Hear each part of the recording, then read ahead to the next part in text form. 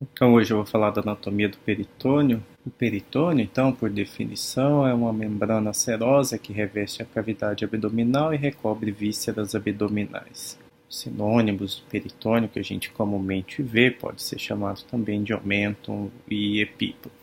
Então, nessa definição, vamos colocar em tópico para tentar explicar de um modo mais didático. Então, seria uma membrana serosa que reveste a cavidade abdominal, peritônio da parede, então peritônio parietal, e também que recobre vísceras abdominais, então peritônio visceral. Entre elas, forma-se então uma cavidade, que é chamada de cavidade peritoneal, e essa cavidade também é dividida em uma maior e uma menor. E entre elas tem a comunicação, que é o forame omental ou forame epiploico. A cavidade peritoneal é fechada no homem e é aberta na mulher, na região da tuba uterina.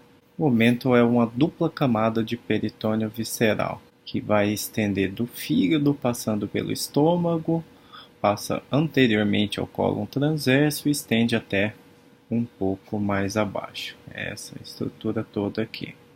Ele é dividido em aumento menor, que é esse que sai do fígado e vai para o estômago e duodeno, então os ligamentos hepatogástrico e ligamento hepatoduodenal. Para lembrar do ligamento hepatoduodenal, é onde passa a veia porta, artéria hepática e ducto hepatocolético, as estruturas do hilo hepático. O aumento maior é esse que sai do estômago, e que então é formado pelos ligamentos gastrofrênico, gastroesplênico, gastrocólico e o avental peritoneal, o avental omental, que estende abaixo do cólon transverso, que é essa estrutura que os órgãos podem ser peritonizados, retroperitoneais ou intraperitoneais. Quando tem uma cobertura completa pelo meso, essa membrana peritoneal, o órgão é chamado de peritonizado. Os órgãos que são peritonizados são o estômago, a primeira e quarta porção do duodeno, jejum ilho, seco, apêndice, cólon transverso e cólon sigmoide. Agora, quando tem cobertura incompleta, por exemplo, aqui essa porção duodenal, ele é chamado de retroperitoneal. Os exemplos, então, são a porção abdominal do esôfago, segunda e terceira porções duodenais, cólon ascendente, cólon descendente, outras vísceras como pâncreas, rins, adrenais e também os vasos. E o único órgão que situa dentro da cavidade peritoneal, que é chamado de intraperitoneal, seria só o ovário. Em muitos lugares a gente vê confusão, né, chamar órgãos peritonizados de intraperitoneais. Por definição, deveria deixar os órgãos que são peritonizados por esse nome, e somente o que está dentro da cavidade peritoneal, que é chamado de intraperitoneal, e o único é o ovário. Da embriologia, um básico, na quarta, quinta semana, a gente vê o broto do fígado anteriormente e posteriormente o broto do baço. E aqui a formação do meso, formação do tecido do mesoderma, por isso que tem esse nome de meso. O parietal e aqui o visceral. Anteriormente, junto do fígado, vai ser o meso anterior. E junto aqui do baço, o meso posterior.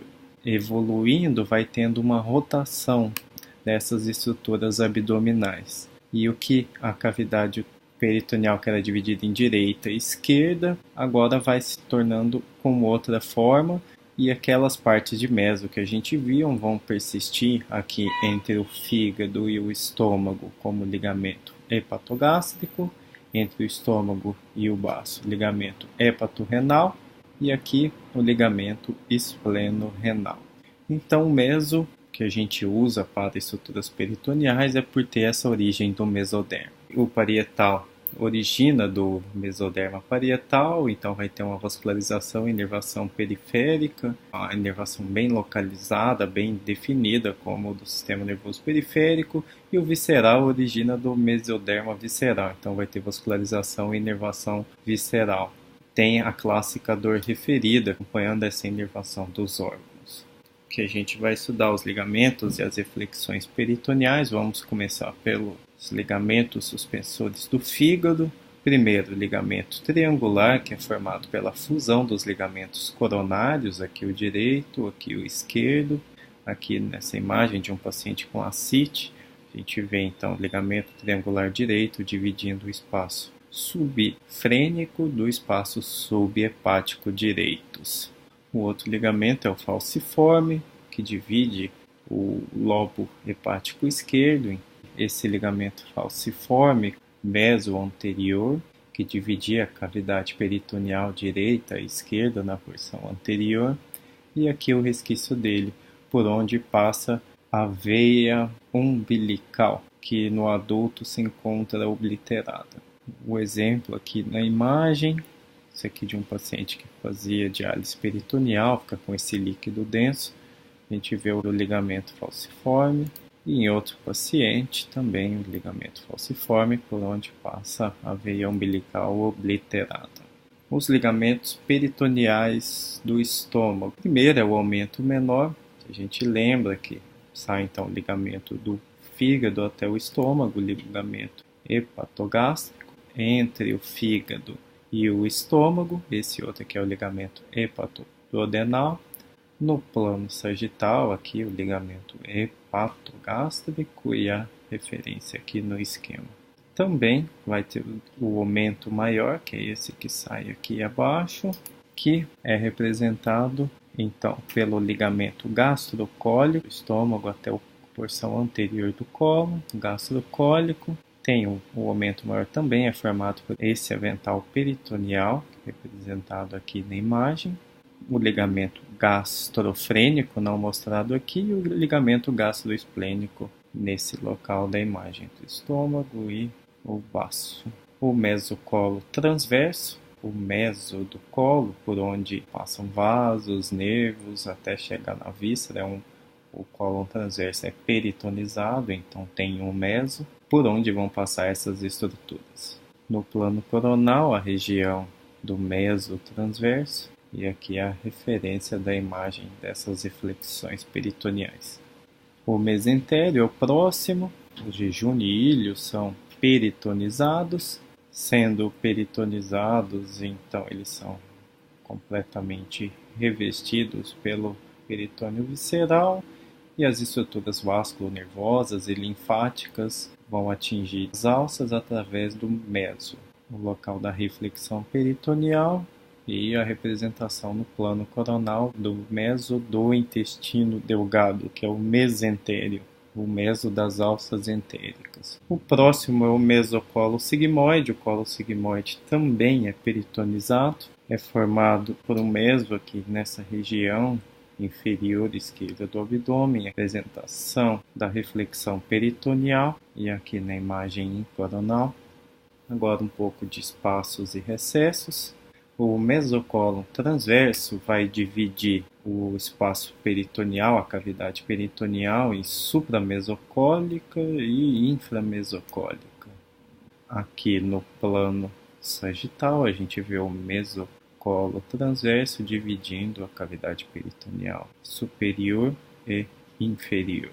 Começando pelos espaços e recessos supramesocólicos, primeiro aqui o subfrênico esquerdo, representado aqui na figura, é dividido do direito através do ligamento falciforme, agora aqui o subfrênico direito, ligamento triangular direito, como eu já tinha dito, que ele divide o espaço subfrênico direito do espaço subhepático direito, que também é chamado de espaço de Morrison, que é esse aqui representado na figura, e o forame epiploico ou mental de Winslow, que vai dividir o espaço subhepático da pequena cavidade peritoneal, ou bolsa mental, ou retrocavidade dos epíplons, tem vários sinônimos. E aqui na imagem a representação da pequena cavidade peritoneal, ou bolsa mental.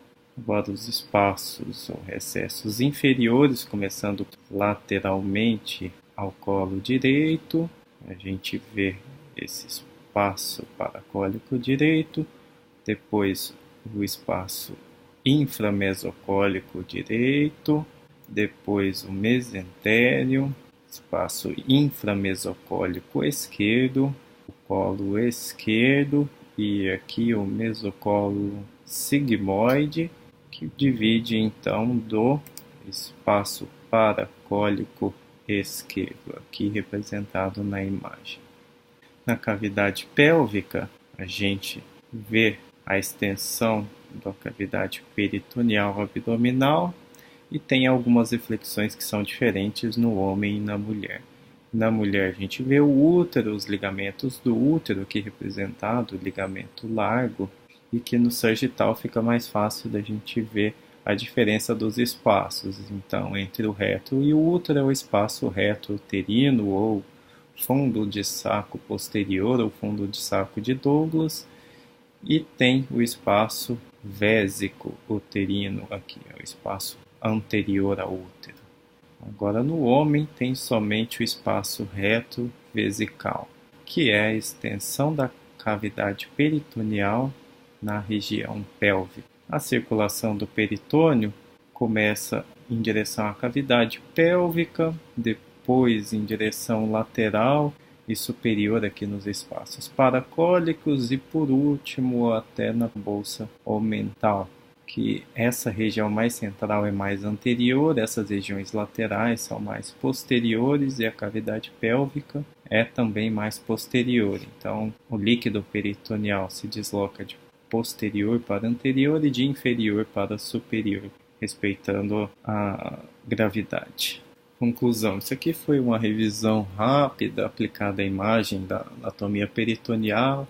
A gente falou um pouquinho somente da embriologia para entender essa rotação, como que se forma e por que tem esses diversos nomes de meso, omento, epíplon, e que são intercambiáveis. E a gente falou um pouquinho das definições, os termos, os sinônimos e traduções diversas. A gente falou um pouquinho também dos ligamentos e reflexões peritoneais e também dos espaços peritoneais.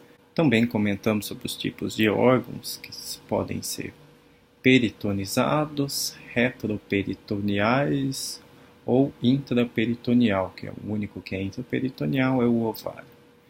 E foi basicamente isso que eu quis dizer. Obrigado.